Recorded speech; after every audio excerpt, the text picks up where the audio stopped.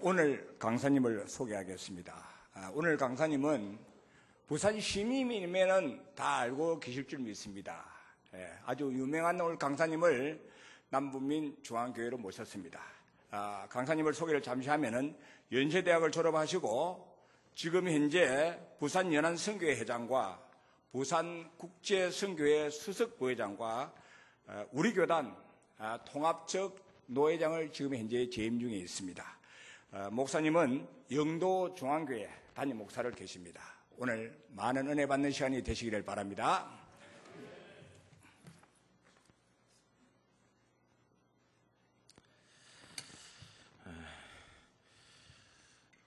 하나님께서 여러분들을 만날 수 있도록 해주셔서 고맙습니다.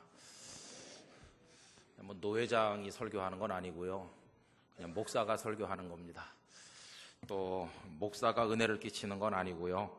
주님께서 은혜를 주시는 겁니다. 그죠? 여러분들이 오늘 저녁에 우리 주님의 음성을 듣게 되시기를 기원합니다. 사실은 제가 오늘 굉장히 많이 피곤했었습니다. 왜냐하면 이게 6번째 하는 설교거든요. 오늘 설교를 5번을 하고 왔습니다. 그래서 좀 피곤했는데 피로가 싹 풀리네요. 어떻게 풀리나 했더니요. 우리 여기 학생들이에요? 청년들이에요? 예? 청년들이에요? 네. 너무나 그 찬양 부르는 모습이 아름다워서 여기 자매들을 보면서 우리 집 며느리 됐으면 좋겠다. 그런 생각이 듭니다. 얼마나 곱게 열심히 찬양하는지 너무나 정말 아름다운 찬양을 듣게 돼서 피로가 싹 풀렸습니다. 하나님께서 우리에게 큰 은혜를 주실 줄 믿는데요. 여기 통합합동 고신 3개 부산노회 남녀 선교회에서 이 말씀의 잔치를 벌써 13회째 열고 계시는데 이 모임을 주선하신 분들은 아마 젊어도 다 50은 넘으셨을 것이고 또 순서를 맡으신 장로님들께서는 아마 60도 넘으셨을 것이고 그렇습니다. 그죠? 나라를 걱정하고 교회를 사랑해서 헌신하시지만 사실은 일하실 수 있는 날이 그렇게 많이 남으신 분들은 아니시죠. 그러나 여기 앉아있는 이 젊은이들은요. 오늘 우리의 걱정을 덜어줄 미래의 주역들이고 이들이 있는 한 우리는 정말 든든합니다. 여러분 이 젊은이들에게 한번 뜨거운 박수 보내주시면 좋을 것 같아요. 감사합니다.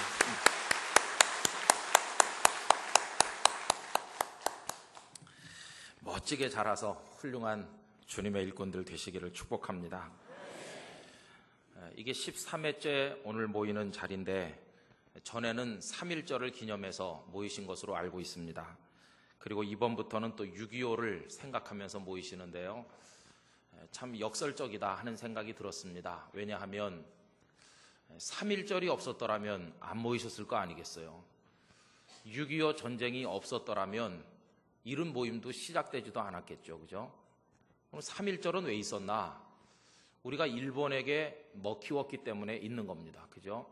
우리가 나라를 잘 지켰으면 그런 비극이 없었을 것이고 그런 비극이 없었더라면 한참 이후에 남녀 선교회 임원들이 밥사 잡수시면서 커피 마셔가면서 바쁜 시간 내가지고 우리 3.1절 기념해서 집회 열자 이런 거 안 하셨을 텐데요. 그죠?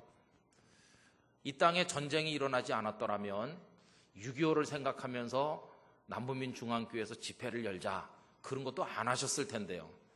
그죠? 어떻게 보면 이런 집회가 은혜로운 집회이기는 하지만 이게 시작된 원인을 생각해 보면 우리가 다 역사에 대한 책임을 제대로 하지 못해서 이렇게 됐다. 그런 역설적인 생각도 들기도 합니다. 과거에는 우리가 나라를 빼앗기기도 하고 또 이 땅에 피비린내 나는 전쟁이 일어난 적도 있지만 앞으로는 우리 한국 교회가 이 민족 앞에 하나님 앞에서 우리의 본분을 잘해서 이런 비극이 또다시 반복되는 일이 없게 되기를 간절히 원합니다.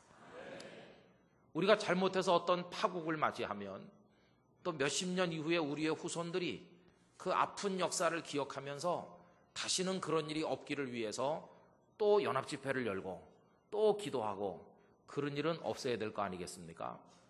앞으로 우리 후손들은 가슴 아파하면서 집회를 여는 게 아니라 하나님께서 주신 교회와 이 나라에 대한 감사와 감격을 가지고 집회를 여는 그런 축복이 있도록 하기 위해서 우리가 이 나라와 민족 앞에 성도의 본분을 잘 감당할 수 있기를 간절히 원하는 것입니다. 사실 우리는 이 나라를 지켜주세요, 하나님 앞에 이렇게 또 기도하지 않을 수 없지만 참 죄송한 생각도 많이 듭니다. 왜냐하면 하나님께서 야, 내가 너희들의 나라를 언제까지 지켜둬야 되는 거냐, 도대체 언제까지 내가 돌봐줘야 되는 거냐, 이제 그 정도 돌봐줬으면 이제 좀 너희들이 알아서 할 때가 됐잖아, 이렇게 말씀하시는 것 같이 느껴져서 언제까지 우리는 이런 기도를 반복해야 되는가 하는 생각을 하면 하나님께 죄송스러운 마음도 가지게 된다는 것입니다. 하나님께 은혜를 구하기에는 너무나 겸연쩍을 정도로 하나님께서는 이미 우리에게 말할 수 없는 은혜를 쏟아 부어 주셨습니다. 일본이라는 거대한 세력으로부터 어느 날 갑자기 해방이라는 기쁨을 얻게 해주셨습니다. 몇몇 소수의 사람들을 빼놓고는 1945년 8월 15일에 해방될 것을 알고 있는 사람, 그걸 기대하는 사람 아무도 없었습니다. 처음에는 애국지사들이 많이 있었고 이 나라의 독립을 위해서 애쓴 사람들이 있었습니다만, 그런 우국지사들도 1930년대 후반으로 넘어가면서 일본이 만주를 점령하고 세력을 전 남양주까지 넓혀가고 그리고 태평양에까지 세력을 넓힐 때쯤 돼서는 애국지사들도 다 포기했습니다. 그 기계가 청청하던 우국지사들이 1940년대 넘어오면서 다 변절하고 뜻을 꺾었습니다. 왜 그랬을까요?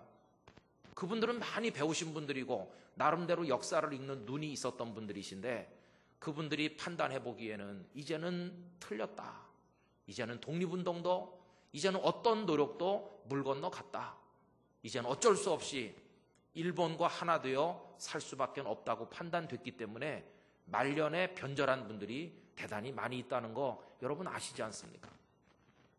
무슨 말씀이냐 하면 사람의 눈으로 볼 때는 다 끝났고 희망의 가닥이 다 끊어져서 광복될 가능성은 제로인 것처럼 보이는 상황에 몰려 있었다는 겁니다.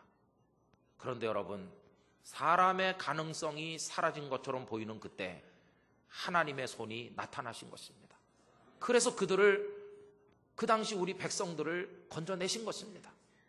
마치 430년 동안 애굽에 살면서 해방될 가능성이 전혀 없었던 이스라엘 백성들을 하나님의 종 모세를 보내시고 믿어지지 않는 기적의 방법으로 그들을 애굽에서 끌어내신 것처럼 하나님은 도저히 상상도 못할 방법을 통해서 세계 역사의 물줄기를 틀어주시고 그것을 움직이시는 방법을 통해서 이 땅에 독립이라는 감격을 누리게 해주신 것입니다.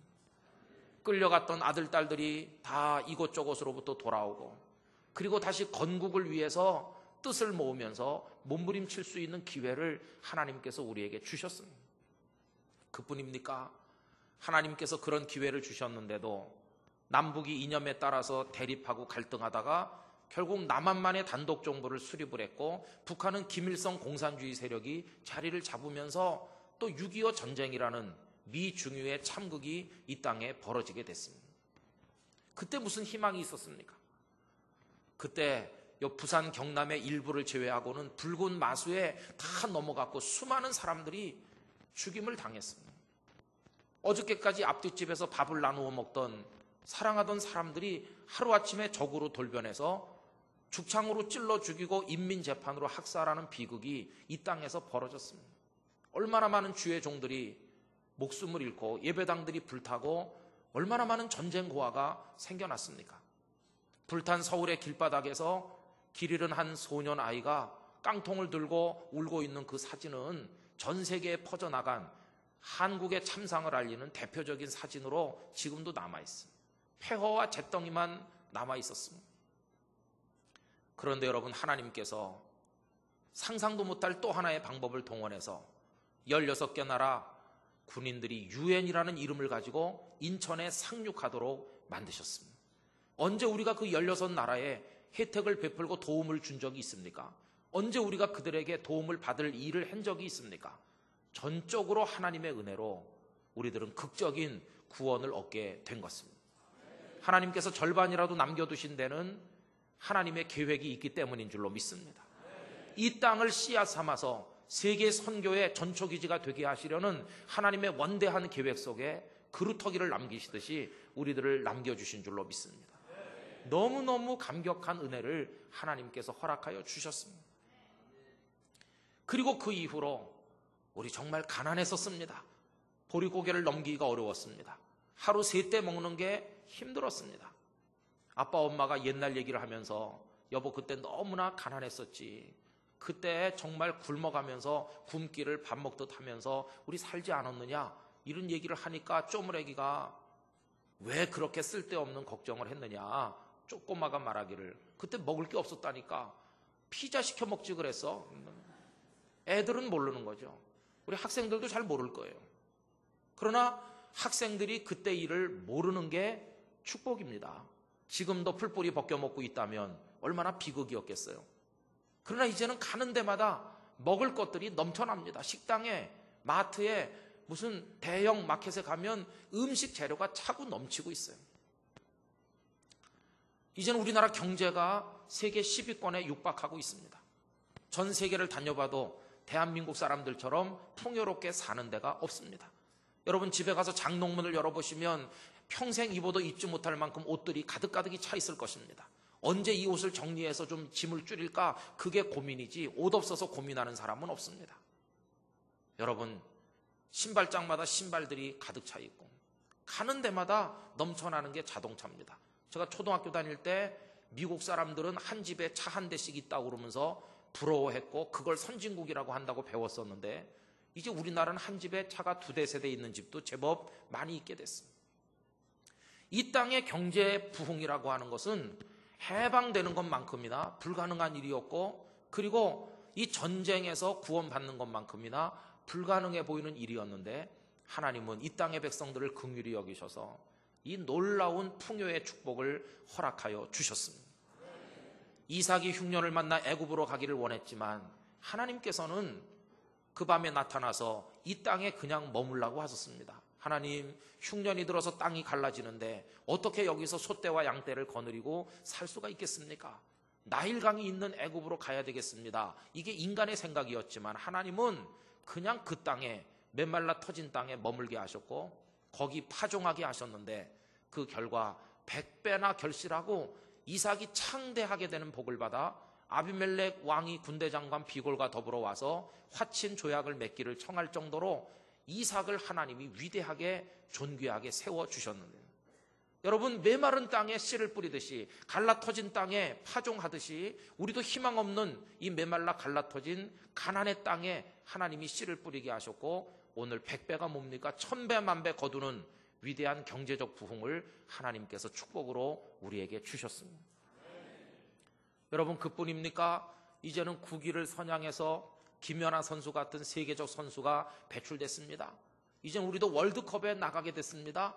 우승을 바라볼 수도 있을 정도의 그런 꿈을 꿀 수 있을 정도의 가능성을 가진 민족으로 우리가 성장했습니다. 세계 최대 투자은행 중에 하나인 골드만삭스는 2050년 한국의 1인당 GDP가 세계 2위에 달할 것이라고 예견하였습니다.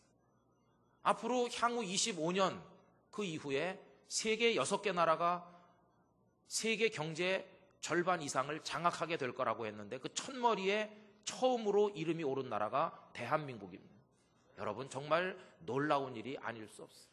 하나님께서 그런 은혜를 우리들에게 쏟아부어 주신 것입니다. 그뿐입니까? 지금부터 125년 전쯤 이 땅에 선교사들이 들어왔습니다. 1884년 알렌이 의사로서 그 이듬해 86년 언더우드가 아펜셀러가 목사 선교사로서 이 땅에 발을 디뎠는데요. 이 짧은 120-30년 어간의 역사를 통해 괄목할 만한 세계를 놀라게 만들 만한 교회 성장이 있지 않았습니까? 지금은 인구 대비로 세계 1위의 선교 대국이 됐습니다. 단순 숫자로는 미국 사람들이 많이 나가 있지만 인구를 대비해서 보면 대한민국은 세계 1위의 선교 국가가 됐고 위대한 시인이었던 타고르의 예언처럼 동방의 등불을 넘어서서 이제는 세계의 등불이 되고 있습니다. 대한민국 선교사가 나가 있지 않는 나라가 아무 데도 없습니다. 어떤 분의 농담처럼 한국 선교사가 나가 있지 않은 곳은 천국밖에 없을 거다 하는 말처럼 정말 오지에까지 한국 선교사들이 나가 있습니다. 선교사들이 열정만 가지고 되는 것이겠습니까? 후원하는 교회가 있어야 되고 물질을 바치는 성도가 있어야 되고 모든 영적 역량이 집결돼서 나타나는 마지막 종합 예술과 같은 열매가 선교인데, 그 선교를 세계에서 가장 왕성하게 하는 나라가 되도록 하나님께서 축복해 주셨습니다. 1919년 3.1운동이 일어날 무렵에 이 땅에 기독교인을 다 해봤자 십수만에 불과했습니다. 그것도 1907년 평양 대부흥운동 이후로 불같이 부흥된 결과가 고작 그 숫자였습니다. 그때는 2천만 동포라고 그랬는데 그 중에 1%도 안 됐습니다. 20만 명 채 안 됐으니까요. 그러던 우리가 이제는 전 대한민국 국민의 4분의 1에 육박할 정도로 엄청난 숫자로 교회가 부흥되게 됐어요. 여러분, 이게 어떻게 가능한 일이었습니까? 교회 부흥과 이 역량의 증가 역시 해방되는 것만큼 불가능한 일이었고, 경제 발전만큼 6.25 동란에서 살아남는 것만큼 불가능한 일이었는데, 그거 역시 하나님께서 우리에게 주신 기적적인 은혜인 줄로 믿습니다. 이제 대한민국 구석구석에 종탑 없는 마을이 없을 정도로 곳곳에 교회를 볼 수 있도록 하나님이 축복하셨고, 여기 부산 지역에도 하나님의 교회들이 1600여 처나 있게 됐고, 여기 남부민 중앙교회가 또 세워져서 오늘날까지 복음의 역사를 이루고 있는 거 아니겠습니까? 여러분, 여기까지 도우신 에베네셀의 하나님을 우리 마음껏 찬양해야 될 줄로 믿습니다. 하나님께서 하신 줄로 믿습니다. 하나님께서 여기까지 우리에게 은혜를 베풀어 주신 것입니다. 그리고 그 시각을 좁혀서 우리 각자를 들여다봅시다. 우리 자신을 보면 윗대 어른 때 미신에 깊이 빠져 있었고, 윗대 어른 때 주색잡기에 빠져 있었고, 술독에 빠져서 희망 없는 가문이었던 분들도 많으실 것입니다. 그러나 그 어려운 환경 속에서 하나님은 손을 내미시고 저와 여러분을 건져 올려서 오늘 명예로운 하나님의 아들과 딸이 되어 십자가의 구원을 얻은 사람이 되어서 부활의 소망을 가지고 오늘 여기 앉아있는 은혜를 우리 각자에게 주시지 않았습니다. 이것 또한 기적적인 은혜인 줄로 믿습니다. 거기다가 장로님 기도하신 대로 우리들을 사명자가 되게 하시고 직분을 주셨습니다. 여러분, 하나님이 직분을 주실 때 우리를 테스트해 보시고 우리가 마음에 들어 합격했기 때문에 직분자가 되게 하셨겠습니까? 그렇지 않습니다. 바울 사도의 고백처럼 나를 충성되이 여겨 내게 직분을 주셨다. 여러분, 충성되이 여긴다는 것은 충성되다는 말하고는 다른 것입니다. 충성되기 때문에 직분을 맡기신 게 아니라 충성되지 못하고 형편없음에도 불구하고 그렇게 사랑의 눈으로 봐주셨다는 것입니다. 그렇게 여겨주셨다는 것입니다. 좋게 봐주셨다는 것입니다. 우리는 여전히 죄성에 물든 죄인임에도 불구하고 하나님을 찾는다는 거 하나 때문에, 믿음 때문에 의롭다고 여겨주신 것입니다. 의로운 건 아닌데 의로운 걸로 인정해 주셔서 우리를 하나님의 자녀가 되게 하여 주신 거 아닙니까? 믿음으로 의롭게 된 이신칭의의 축복을 저와 여러분에게 주시지 않았습니다. 그래서 집사도 되고 권사도 되고 장로도 됐습니다. 저 같은 사람은 목사도 됐습니다. 어떻게 이런 은혜가 가능했나? 아무리 계산하고 따져봐도 대답은 하나인데 하나님의 은혜로 된 줄로 믿습니다. 그래서 우리도 고린도전서 15장 10절의 말씀처럼 바울 사도의 고백처럼 나의 나 된 것은 하나님의 은혜라고 밖에는 말할 수가 없다는 것입니다. 여러분이 하나님의 은혜 앞에서 감격하는 마음을 가지고 살아가게 되시기를 기원하는 것입니다. 정말 놀라운 은혜를 하나님 주셨습니다. 무슨 은혜를 더 달라고 말할 체면이 없어요. 그 정도 줬으면 됐지. 내가 너희 나라에, 너희 민족에게, 그리고 너 개인에게 이 정도의 은혜를 줬으면 됐지. 뭘 더 달라고 그래? 그렇게 말씀하시는 것 같아서 하나님 앞에 손 내밀기 죄송할 정도로 감당치 못할 은혜와 사랑과 축복을 우리들에게 주신 줄로 믿습니다. 더군다나 우리를 휴전선 북쪽에 나게 하지 않으시고 휴전선 남쪽에 나게 하신 은혜가 얼마나 큰 축복인지 여러분 알고 계십니까? 저는 이런저런 연결된 끈을 통해서 중국에 여러 차례 갔다 왔습니다. 얼마 전에 갔을 때는 거기 중국의 어느 한중 합작으로 지은 병원에 신방을 갔던 일이 있었습니다. 거기 한 여전도사님, 전도사님의 사모님이 거기 병원에 입원해 계셨어요. 이분은 나이가 50이었는데 그때 새파랗게 온몸에 멍이 들고 그리고 동상에 걸려서 정말 힘든 상황에 있었습니다. 그 남편 전도사님과 이 사모님 두 분은 중국 국적을 가진 조선족으로서 중국에서 북한에 드나드는 게 자유롭기 때문에 북한에 자주 갔습니다. 그리고는 북한 사람들을 모아놓고 몰래 하나님의 말씀을 목숨을 걸고 가르쳤다고 합니다.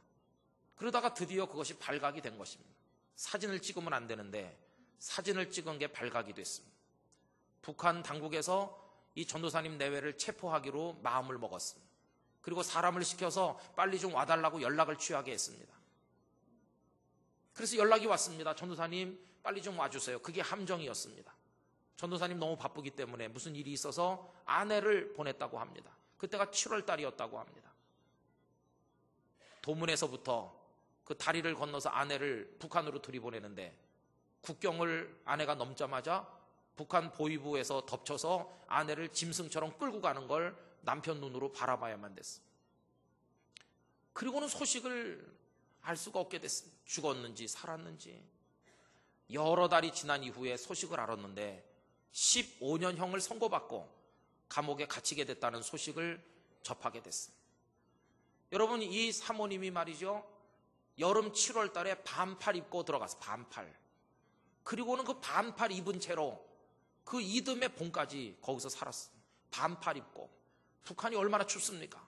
콘크리트 바닥에 반팔 입고 한겨울을 난다고 생각해 보십시오. 그리고 소금 국물만 먹으면서 사람이 살 수 없는 환경에서 견뎌냈습니다. 그러다가 이런저런 경로를 통해서 극적으로 그분이 구출이 됐고 나오자마자 중환에 걸렸기 때문에 병원에 입원을 했고, 그래서 제가 그 병실에 찾아가서 신방을 하게 된 것입니다. 그분이 저에게 이런 말을 했습니다. 목사님, 제가 거기 가서 여러 달 동안 죽음보다 더한 고통을 겪다 나왔는데요, 그래도 저 기쁩니다. 제가 그렇게 주의 복음을 위해 고난받을 수 있었다는 게 너무너무 감격스럽습니다. 그러면서 자기 감방에 14사람이 같이 있었는데 14사람이 무슨 죄로 들어온지 아십니까? 도둑질을 했거나 무슨 사람을 죽였거나 그런 사람 한 사람도 없고 내 감방에 있었던 14사람 전원이 죄가 똑같은데 다 예수 믿다가 들어온 죄였습니다. 그 안에서 떠도는 소문대로 하면 예수님을 믿었다는 죄 때문에 갇혀 들어온 사람이 7만 명 내지 8만 명 된다는 소문이 떠돌고 있다는 것입니다.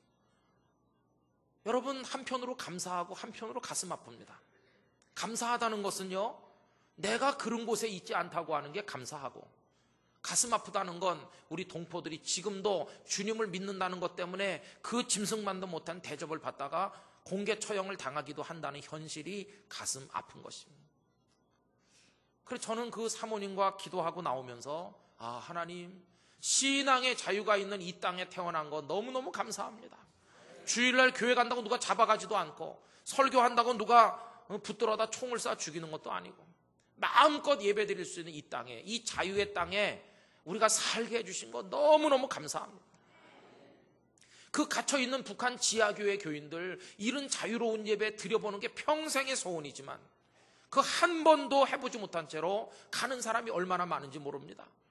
그들은 예배를 드려도 찬송을 부를 수가 없고 곡 있는 찬송을 소리 없이 가슴 속으로만 불러야 되는, 여러분, 우리는 매주 그렇게 할 수 있고 하루에 100번이라도 할 수 있고, 그런데도 우리는 감사할 줄도 모르고 살아가고 있는 건 아니겠습니까?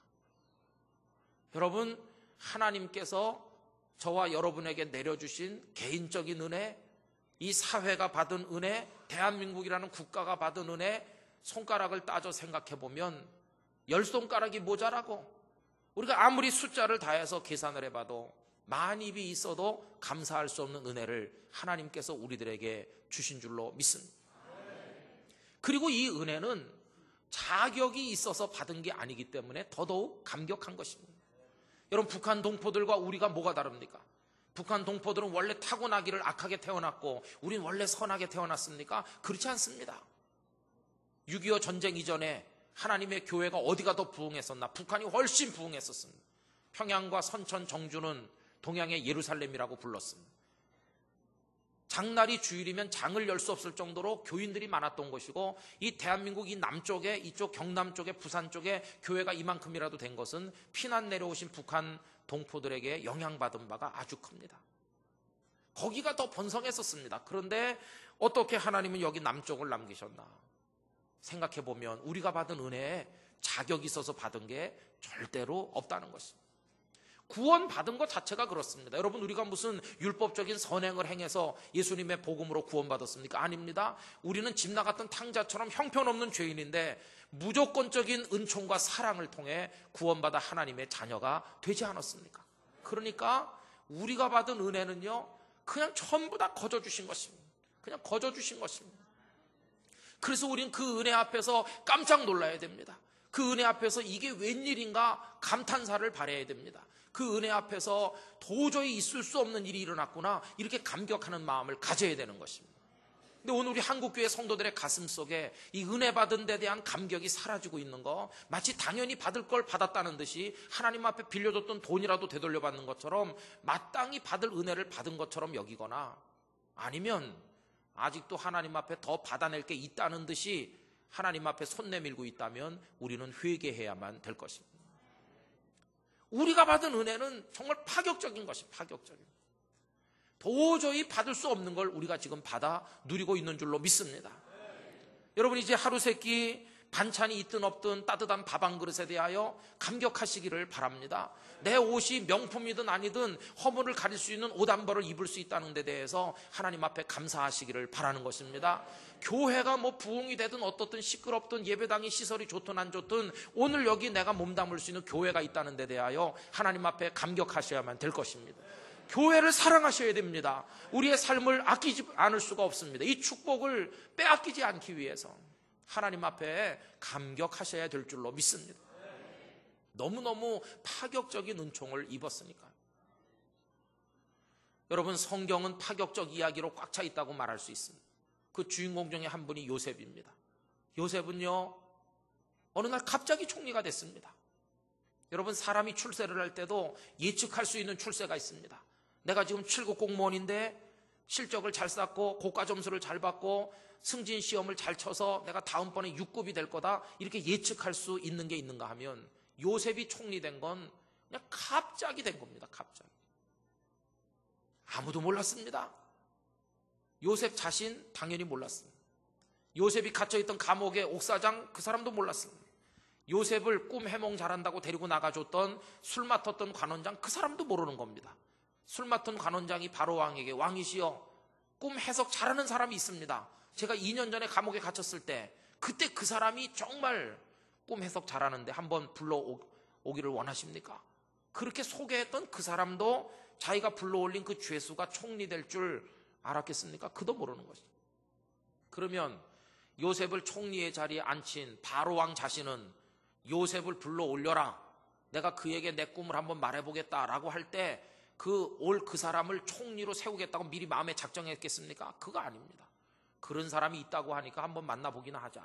만나서 아무도 해석 못하는 내 꿈 얘기를 한번 해보기나 하자. 그리고 부른 것뿐입니다. 아무도 몰랐던 것입니다.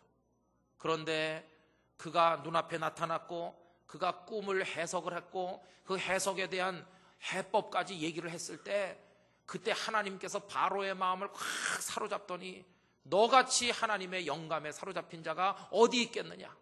그에게 총리의 관을 씌우고 바로 자기 다음 가는 1인지하 만인지상의 자리에 그를 앉히게 된 것입니다. 하늘이 놀라고 땅이 놀랄 일이 요셉에게 어느 날 갑자기 일어난 것입니다. 여러분, 이것은 상식을 초월하는 파격적 은총인 줄로 믿습니다. 하나님만이 하실 수 있는 방법인 줄로 믿습니다. 그 파격적 은총을 요셉이 입었는데 요셉만 입었나? 여러분, 제가 길게 말씀드렸지만 저와 여러분이 이미 그런 파격적인 은혜를 입은 사람인 줄로 믿습니다. 여러분, 요셉이 총리된 건 정말 놀라운 일입니다. 요셉이요 무슨 민주화 운동하던 투사입니까? 양심범입니까? 요셉이 말이지 이미 널리 알려졌던 사회적 명사였었습니까? 요셉이 높은 관직에 있다 감옥에 간 사람입니까? 요셉이 애굽 사람이기나 합니까? 요셉은 애굽 사람도 아니고 널리 알려졌던 인사도 아니고 무슨 민주화 투사도 아니고 양심범도 아니고 요셉은 무슨 죄로 거기 들어갔습니까? 좀 말씀드리기 민망하지만 강간 미수범으로 들어간 겁니다. 자기 주인을 겁탈하려고 하다 붙들린 녀석, 이래서 들어간 겁니다. 여러분, 요셉이 꿈을 해석했을 때 바로 왕이 너 참 대단하다, 내가 그 은혜를 갚아야 되겠는데 소원이 뭐냐? 그러면 요셉이 뭐라고 말할까요? 제가 억울하게 갇혀 있으니까 저를 좀 옥에서 나오게 해주세요. 그래, 너 오늘로 석방이다. 이 말만 해줘도 굉장한 겁니다. 석방만 시켜줘도 굉장하죠. 그리고 노예의 신분에서 이제 너를 평민 자유하는 백성으로 풀어주겠다, 이것만 해줘도 굉장한 은혜를 베푸는 겁니다. 그리고 조금 더 은혜를 베풀면 말단 공무원으로 임명해주면 하늘 같은 은혜를 받았다고 할 겁니다. 그런데 여러분, 그게 아니었어요. 총리가 되게 해주니 과거에 그의 주인이었던 보디발도 그 앞에 머리를 숙여야 되고, 지금까지 그를 좌지우지했던 옥사장은 저 발밑에 새카만 자리에 있게 되고, 아마 요셉이 총리 됐다는 얘기가 전해졌을 때 가장 두려웠던 여자는 바로 그 여자였을 것 같습니다. 그 여자 아시잖아요. 그때 그 여자를 불러서 다시 한번 내게 추파를 던져봐라. 그러면 그 여자가 지금도 윙크를 보내면서 요셉 이러면서 유혹할 수 있을까요? 그 앞에 사시나무 떨들 떨면서 과거의 죄 때문에 사색이 됐을 겁니다. 그러면 그 옆에 있었던 신하들이 왕이시여, 지당하신 명령을 내리셨습니다. 이 사람을 총리로 삼으신 건 정말 잘하신 일입니다. 이랬을까요? 그런 사람 하나도 없었을 겁니다. 우리 허준이란 드라마를 보면 서자 출신의 허준을 높은 자리에 앉힌다고 신하들이 벌떼같이 물어뜯는 거 아시잖아요. 왕이 조금 파격적 대우를 하면 벌떼같이 달려들어 물어뜯습니다. 애굽의 신하들이라고 다르겠습니까? 왕이시여 지나치십니다. 강간 미수범이었습니다. 우리 애굽 사람도 아닙니다. 본토인도 아닌 이 사람을 어느 정도 자유만 주셔도 될 텐데, 한미천 주고 집이나 한 칸 마련해주고 말단 공무원만 시켜도 파격적일 텐데 도대체 총리가 되게 하다니. 여러분, 하나님은 은혜를 베푸실 때 시시하게 베푸시는 분이 아닙니다. 파격적으로 은혜를 주시는 분입니다. 우리가 이미 그 은혜를 받은 줄 믿고 하나님의 뜻이 있다면 그런 은혜가 앞으로도 우리에게 주어질 줄로 믿습니다. 그럼 이제 문제는 무엇이겠습니까? 정말 심각한 문제는 그 다음 얘기입니다. 그 다음, 깜짝 놀랄 만한 파격적 은혜를 받은 그 다음에 우리는 무슨 이야기를 만들어가고 있는가 하는 게 문제입니다. 내가 너를 죄의 구덩이 속에서 희망 없던 너를 파격적으로 구원했는데 구원받은 너는 어떤 인생의 스토리를 써나가고 있느냐. 대한민국 교회는 내가 불같은 부흥의 축복을 줘서 이만한 교회가 되고 세계적인 선교 강국이 되도록 내가 은혜를 베풀었는데, 한국 교회는 그 파격적 은혜를 받은 그 이후에 도대체 어떤 이야기를 지금 써내려가고 있는가, 하나님께서 우리에게 그렇게 물으신다는 겁니다. 바로 그 대목에서 우리는 하나님 앞에 회개하지 않을 수 없습니다. 우린 파격적 은혜를 받았는데 그 다음 이야기를 아름답게 쓰는데 실패하고 있습니다.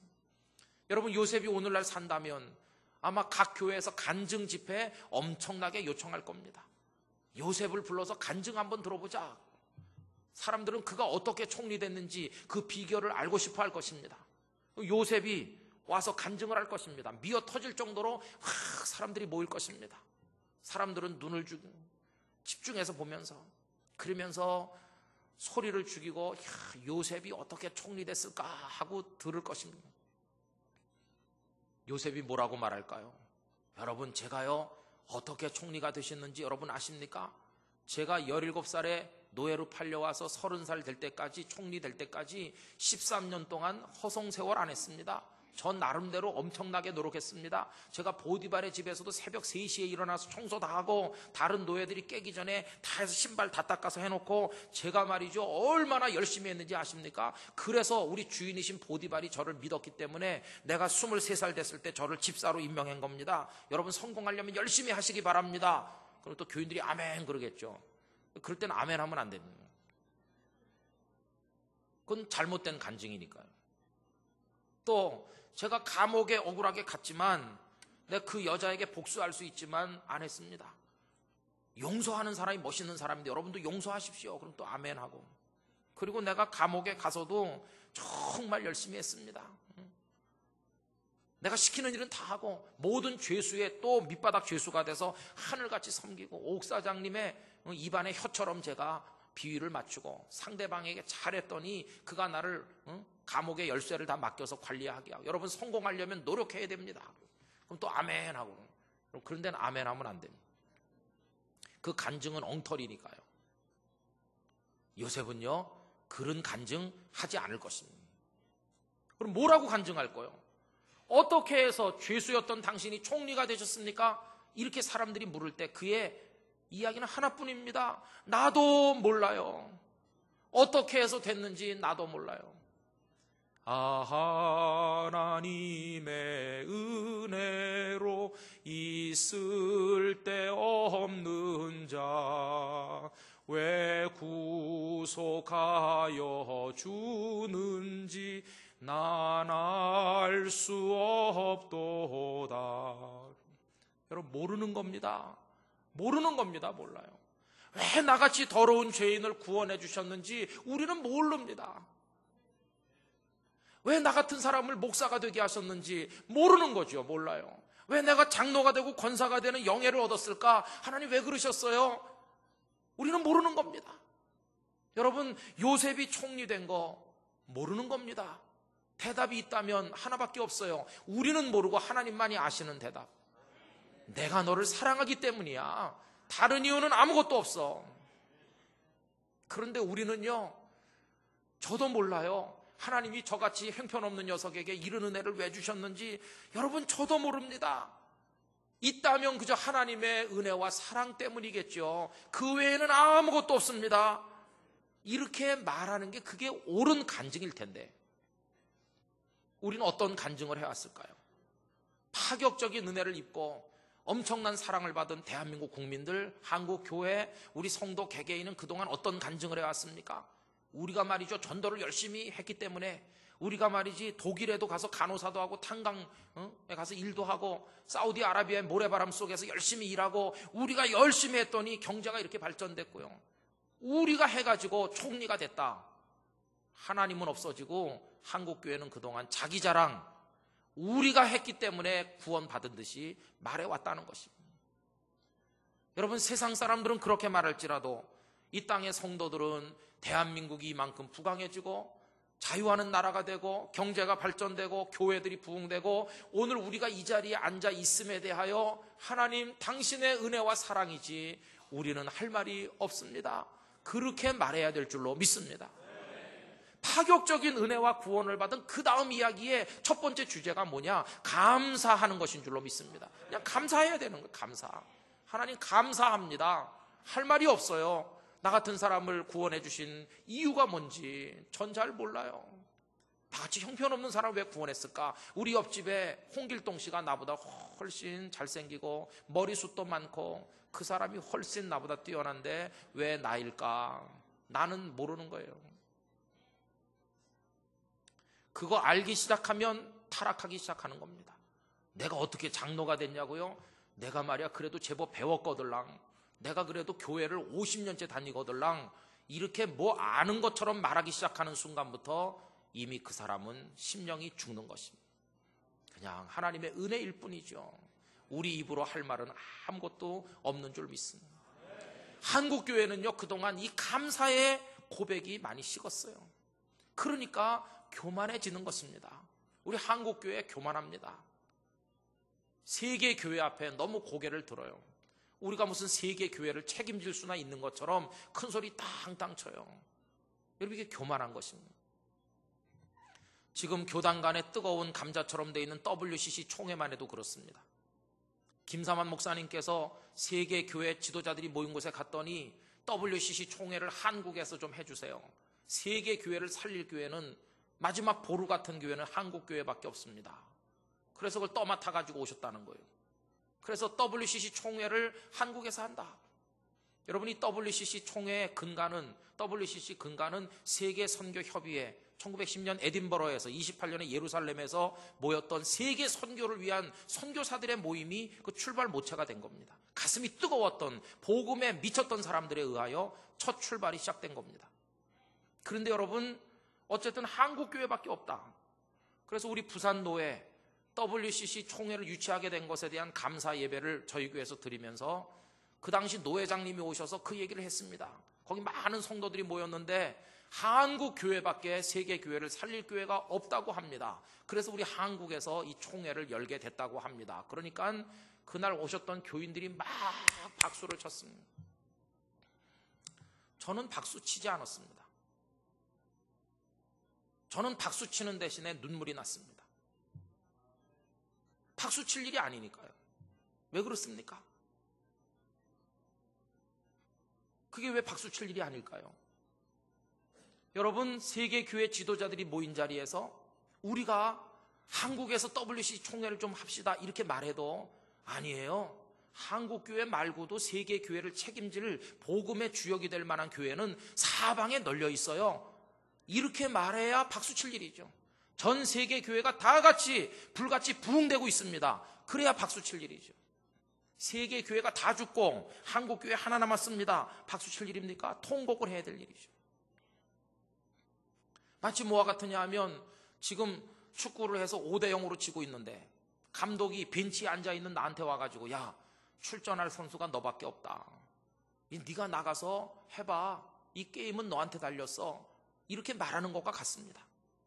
감독이 출전하라고 하니까 기쁘기는 하지만 그러나 가슴 속에는 고통이 있습니다. 왜? 감독님이 모르는 고통을 내가 가지고 있거든요. 감독은 제가 준비가 잘 되는 줄 알고 완벽한 준비가 된 줄 알고 몸이 완벽한 줄 알고 나가라고 하는데 감독님에게 말씀 못 드렸지만 이 선수는 무릎 한쪽이 나갔거든요. 무릎 한쪽이 나가서 제대로 뛰지 못하거든요. 우리 한국 교회가 지금 건강한 교회입니까? 무릎 한쪽이 나간 교회나 마찬가지입니다. 인대가 파열된 축구 선수와 같아요. 제대로 뛸 수 없어요. 대형 교회들마다 형편없는 문제로 인해 가지고 하나님 영광을 다 가리고 있어요. 유명한 목회자들이 지금 땅바닥에 떨어지고 있어요. 많은 교회들이 분열하고 갈등하면서 정말 아무것도 아닌 문제를 가지고 법정에 고발하고 싸우면서 교회들이 갈라지고 있어요. 여러분, 우리는 부상투성이의 선수와 같은데 너밖에 없으니까 너 나가서 골을 넣어라. 나가서 5분만 뛰면 쓰러질 텐데 어떻게 내가 나가서 골을 넣나? 딱 그 형국이 지금 우리의 형국이에요. 기독교의 본산이라고 하는 유럽이 다 무너졌습니다. 교회들이 술집으로 바뀌고 이슬람이 얼마나 많이 퍼져나가는지 모릅니다. 그러면서 많은 교회들이 세속화됐습니다. 미국의 어느 장로교단은 동성연애자에게 목사 한 수를 주기로 결정했다고 합니다. 여러분, 이런 상황 속에서 우리 한국 교회밖에 남은 게 없다. 이게 무슨 영광스럽습니까?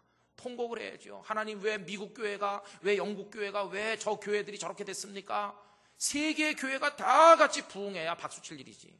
너밖에 없다고 하는 거는 박수 칠 일이 아니라는 것입니다. 그나마 우리라도 건강하면 모르겠는데 한국 교회 건강합니까? 중병에 걸려있지 않습니까? 어떻게 이 대한민국 민족 앞에서 역사의 견인차 역할을 감당할 수가 있겠습니까? 우리는요, 파격적 은혜를 받았는데 그 다음 이야기를 써내려가는데 실패하고 있는 것입니다. 아름다운 이야기를 써내려가고 이 백성을 감동시키고 하나님을 감동시키는 그런 이야기를 만들어 나가야 되는, 우리는 거기 지금 실패하고 있는 것입니다. 여러분, 파격적 은혜를 받은 성도답게 하나님 앞에 감사하고 또 감사하시기를 바랍니다. 여기 우리 청년들이 있지만은 청년들은 부모님의 은혜에 감사해야 됩니다. 아빠 돈 좀 줘요. 아빠가 그래 몇만 원 이렇게 줍니다. 아빠의 마음을 압니까? 5만 원 주는 아빠 500만 원 주고 싶죠. 그러나 아빠 주머니도 비었어요.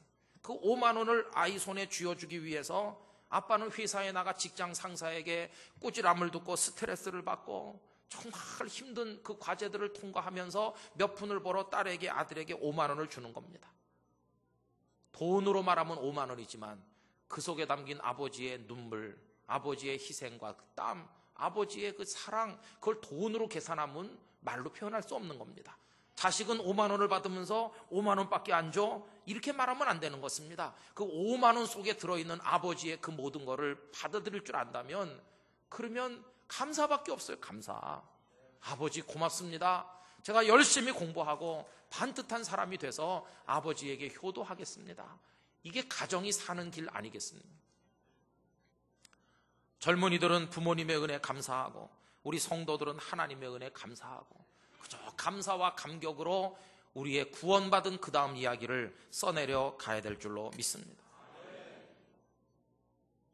그리고 우리가 써내려 가야 될 얘기는요, 하나님께서 하셨다고 하는 선포를 하는 것입니다.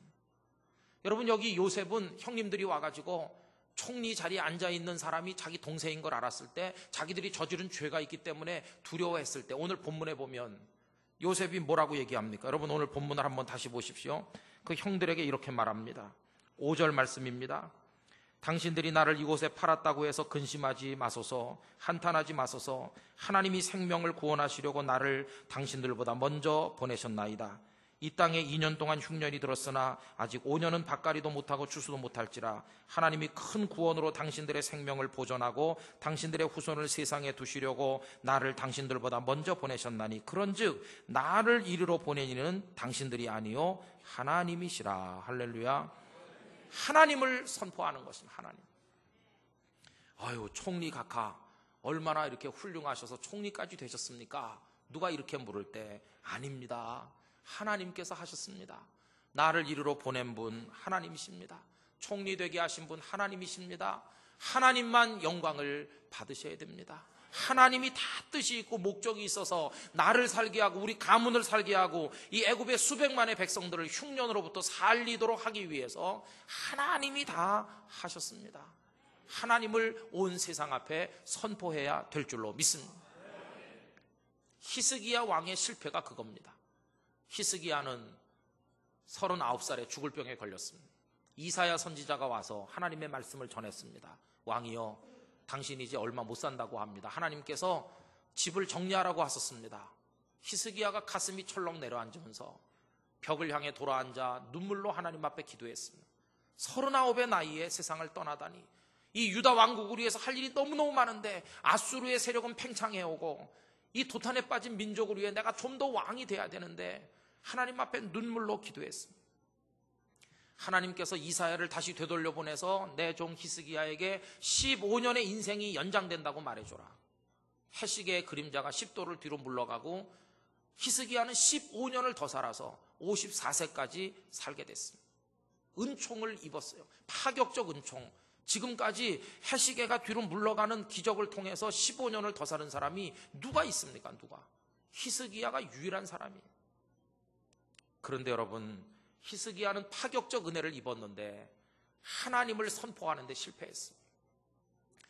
그 무렵에 바벨론 왕이 에윌무로닥인지 그 왕이 보낸 사신이 와가지고 왕께서 쾌차하신 것을 축하합니다. 그러면서 예물을 바치고 치하했습니다.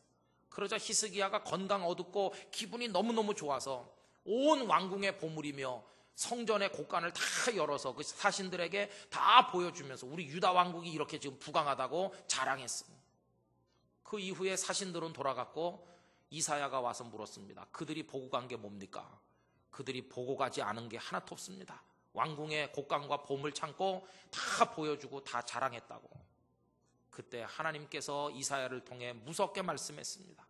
그들이 눈으로 보고 간 거, 그 보화가 바벨론 궁궐로 옮겨지게 될 것이고 너의 자식들이 바벨론 왕국의 환관 내시가 될 것이라고요. 여러분, 히스기야는 대단히 믿음이 뛰어난 왕인 줄로 생각하지만 그렇지 않습니다. 히스기야가 유다 왕국의 멸망에 씨를 뿌린 사람이었어요. 여러분, 저는 이런 생각했습니다. 네 자식들이 바벨론 왕궁의 환관이 되고 이 보물들이 다 그 왕궁으로 옮겨진다. 무슨 얘기입니까? 이 나라가 이제 망한다, 그런 뜻 아닙니까? 나라가 망하게 된 거예요. 그러면 39살에 병들었을 때 그때 그냥 죽었으면 좋았을 뻔했어요. 그냥 그때 죽었으면 그런 실수 저지르지 않았을 거 아니겠어요? 더 사는 게 화가 됐어요. 그냥 39에 깨끗이 죽었으면 더 좋았을 거예요. 그리고 그 다음에 아버지를 이어 왕이 된 사람이 므낫세인데, 여러분 므낫세가 몇 살에 왕이 된지 아십니까? 12살에 왕 됐습니다. 그럼 계산해 보세요. 15년을 더 사는데 3년 더 살다가 낳은 아들이 므낫세죠. 39에 죽었으면 므낫세는 안 태어났을 것입니다. 므낫세가 어떤 사람입니까? 남왕국 유다의 왕들 중에 가장 악한 왕이었어요. 가장 악한 왕. 므낫세 통치가 지난 다음에 하나님은 더 이상 이 나라 돌이킬 수 없다고 그랬어요. 아버지가 나라 멸망의 씨를 뿌리고 아들은 52년 동안을 왕위에 있으면서 나라를 완전히 말아먹었습니다. 39에 죽었으면 그런 일도 없었을 것이고 차라리 그 아들도 태어나지 않았더라면 그런 악한 왕이 없었을 텐데, 여러분 보세요. 15년을 더 산 건 파격적 은혜잖아요. 은혜를 받았는데 은혜를 받은 그 다음 이야기가 나라를 망하게 하고 므낫세 같은 아들을 낳는 결과를 가져왔다는 것입니다. 은혜를 받는 게 중요한 게 아니라 은혜 그 다음 이야기를 잘 써내려가는 게 더 중요한 줄로 믿습니다.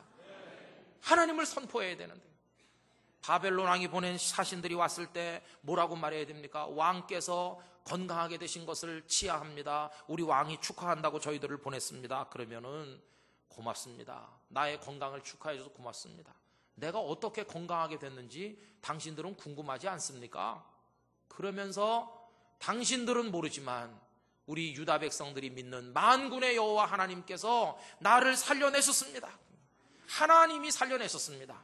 나와 같이 내가 성전에 제사하러 가는데 당신들은 이방이니까 들어갈 수는 없지만 먼 데서라도 여호와 하나님께 경배하고 돌아가시죠. 그리고 내가 율법책을 줄 테니 당신 바벨론 사람들도 여호와를 경외하시기를 바랍니다. 이렇게 했어야 되는 거 아니겠어요?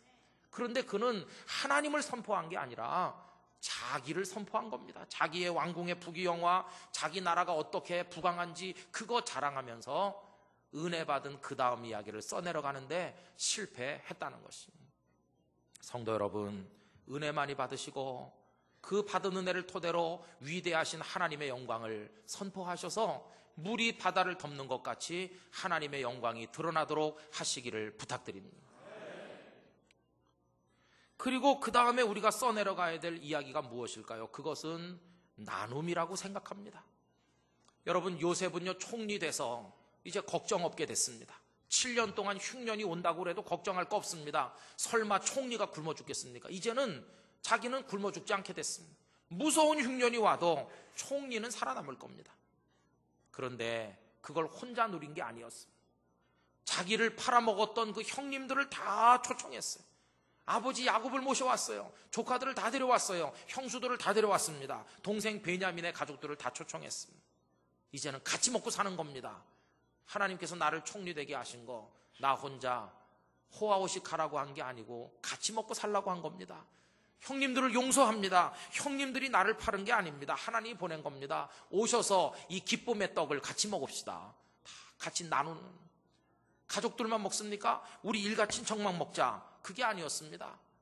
밤낮 없이 뛰어다니며 창고를 짓고 풍년의 곡식들을 모아 가득가득이 쌓았다가 애굽 백성 한 사람이, 어린아이 하나라도 죽지 않도록 살려내는 일을 위해서 총력을 다했습니다. 은혜 받은 그 이후에 같이 나누고 같이 살아가는 이 생명의 역사를 이루는 일에 최선을 다했다고 하는 것입니다.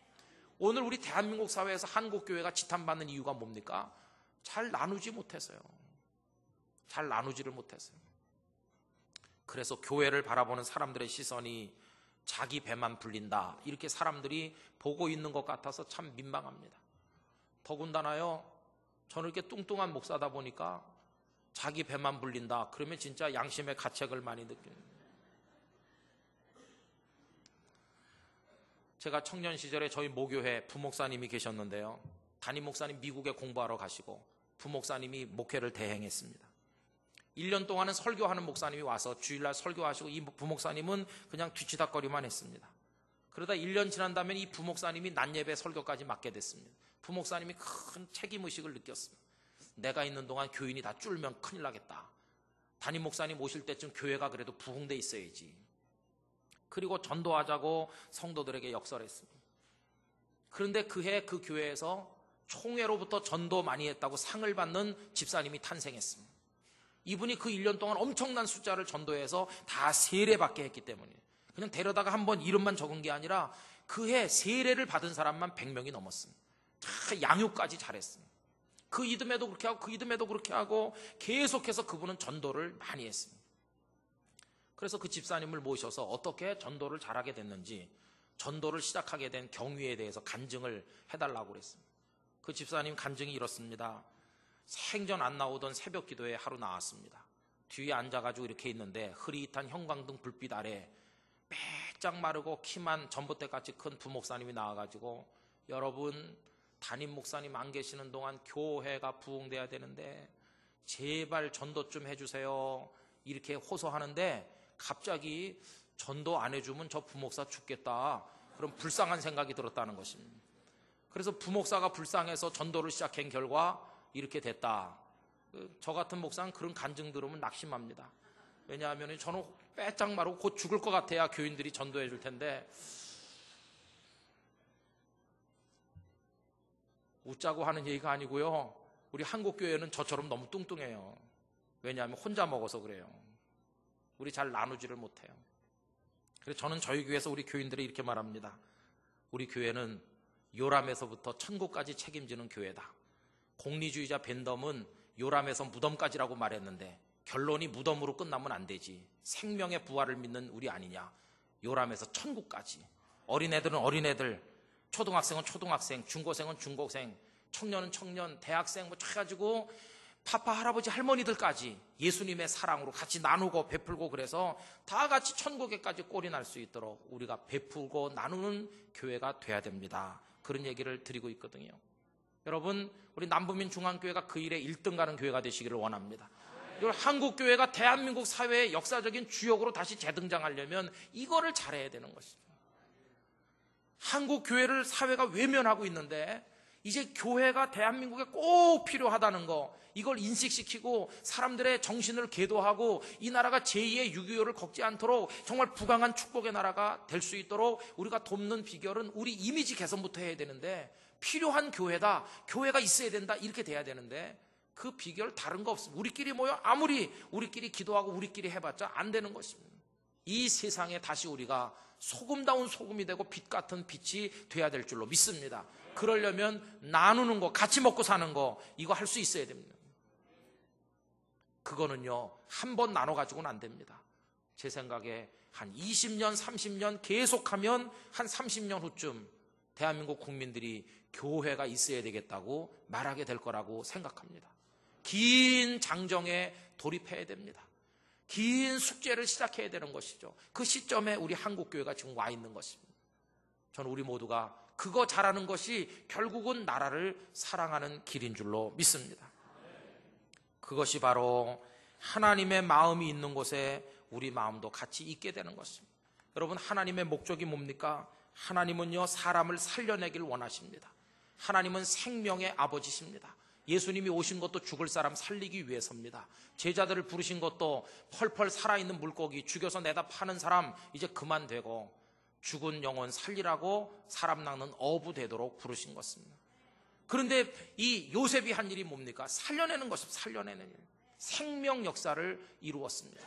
그 일을 하면서 요셉은 하나님과 같이 일하게 된 것이고 하나님의 마음이 있는 곳에 요셉의 마음도 있게 된 거 아니겠습니까? 아버지, 당신의 마음이 있는 곳에 나의 마음이 있기를 원해요. 아버지, 당신의 눈물이 고인 곳에 나의 눈물이 고이길 원해요. 아버지, 당신이 바라보는 영혼에게 나의 두 눈이 향하길 원해요. 아버지, 당신이 울고 있는 어두운 땅에 나의 두 발이 향하길 원해요. 나의 마음이 아버지의 마음하라. 내 모든 뜻 아버지의 뜻이 될 수 있기를. 나의 온몸이 아버지의 마음하라. 내 모든 삶 당신의 삶 되기를. 그래서 요셉은 사람 살리는 일을 위해서 총리된 이후에 총력을 기울였고 그것이 바로 하나님과 동역하는 일이 되었다는 것입니다. 우리 한국교회 이제는 하나님이 원하시는 일을 해야 될 줄로 믿습니다. 파격적 은혜를 받은 사람이 할 일이 바로 그것입니다. 하나님, 나 같은 사람 구원해 주셨으니 이제 저 하나님이 원하시는 일 하도록 하겠습니다. 이제 이야기를 정리할 때가 됐는데요. 한 청년이 큰 은혜를 받았습니다. 그는 원래 영국 출신이었습니다. 영국 쪽에서 건너온 이민자의 후세였습니다. 영국은 일찍부터 인도를 식민지로 삼아 경영했죠. 그래서 그도 인도에 관심이 있었습니다. 이제 내 꿈은 인도 선교사가 되는 거다. 그의 가슴 속에는 무디 선생님이 집회를 할 때 받은 은혜가 꽉 차 있었고 그래서 선교사 되기를 갈망했습니다. 인도의 선교사로 가겠다 서원했습니다. 그리고 준비했는데 한 목사님이 오셔서 선교 보고를 하는 자리에 참석하게 됐습니다. 거의 많은 청중들이 모였는데 그분의 선교 보고 가운데 이번에 내가 돌아본 나라 중에 하나, 저 중국과 일본 사이에 조선이라고 하는 조그만 나라가 있습니다. 그 나라에 지금 선교사가 절박하게 필요합니다. 그러면서 조선이란 나라 얘기를 거기서 했습니다. 이 청년이 조선이라고 하는 단어를 듣게 됐습니다. 자려고 누웠는데 조선 하면서 그 이름이 떠나지를 않았습니다. 양심의 책임감을 느꼈습니다. 조선에 선교사를 보내야 된다. 그래서 사람들을 만났습니다. 친구를 만나서 자네 조선에 한번 가보지 않겠나? 자네 조선에 한번 가서 선교사 해보지 않겠나? 내가 들었는데 조선에 선교사가 필요하다네. 이렇게 하면서 조선에 선교사 갈 사람을 찾아다녔습니다. 그런데 어느 날 하나님께서 그의 마음에 말씀했습니다. 왜 남보고 가라고 하느냐? 네가 가라, 네가. 인도는 이미 많은 선교사가 있고 이미 영국 사람들이 가서 교회를 곳곳에 세우고 많은 기독교인이 이미 있지 않냐? 조선에 아무도 없는 그곳에 네가 가라. 그래서 그는 하나님의 음성에 순종하기로 결단했습니다. 그리고 아는 것도 없이 정보도 없이 호롤단신 조선에 오는 배에 몸을 실었습니다. 그 배가 일본을 거쳐 이수정이 번역한 마가복음을 몇 권 구해가지고 그래가지고 여기 부산항에도 잠깐 들렀다가 1885년 부활절 아침에 인천 제물포에 상륙했습니다. 그분이 바로 언더우드 목사님이었습니다. 여러분, 어떻게 그렇게 할 수 있을까요?